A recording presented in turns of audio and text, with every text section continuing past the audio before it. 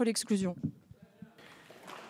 Alors j'appelle donc dans le texte de la commission l'article unique de la proposition de loi est inscrit à l'article unique monsieur Hervé Ferrand pour 2 minutes. Oui, merci Monsieur le Président, Madame la Ministre, chers collègues. Aujourd'hui, dans 90% des cas de placement d'un enfant, la famille vit en dessous du seuil de pauvreté.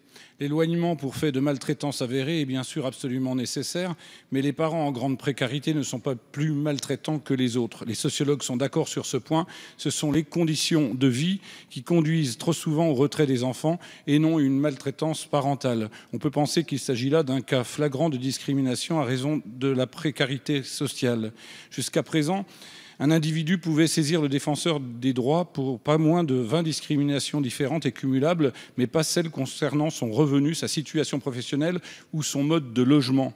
En faisant de la particulière vulnérabilité résultant de la situation économique apparente ou connue de son auteur une discrimination désormais répréhensible dans le Code du travail et le Code pénal, l'insulte proférée dans une cour de récréation envers un enfant traité de cassos pourra désormais être réprouvée.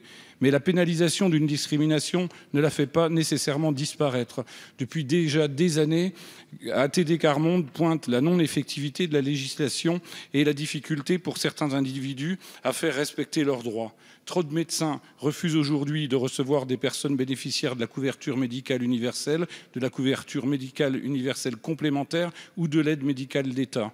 Trop de caisses primaires d'assurance maladie ne respectent pas le principe déclaratif de l'adresse, freinant l'accès aux soins de personnes domiciliées dans un centre communal d'action sociale. Il existe aussi une autocensure. De peur d'être stigmatisées, les personnes en situation de précarité ne demandent pas les prestations auxquelles elles ont droit.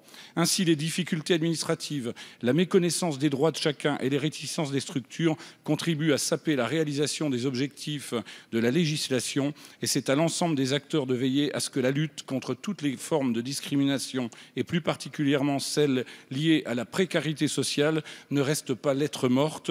La présente proposition de loi que nous voterons sans hésitation est un pas supplémentaire vers ce but. Je vous remercie.